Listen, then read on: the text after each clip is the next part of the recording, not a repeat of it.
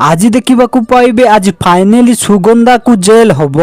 हाँ दर्शक बंधु आज पुलिस वाला आसी विवेक घरे पहुँचे तापर विवेक सुगंधा को देखे ही कहे ये होचंती सुगंधा ए मते जीवन रु मारिदेबा को चेष्टा करुथिले प्लीज आकु अरेस्ट करी नहीं जातु एठू। तापर सुगंधा गोटे प्लान करिवो आउ कहिवो मो बिना बबलू भी रहिबोनी ए घरे।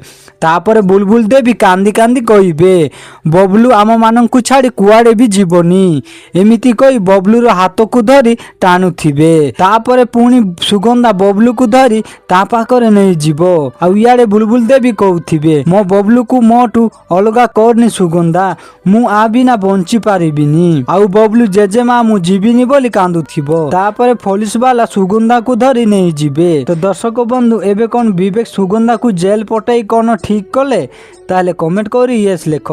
तो आज बोली किछि जबरदस्त सीन देखा पाइबे।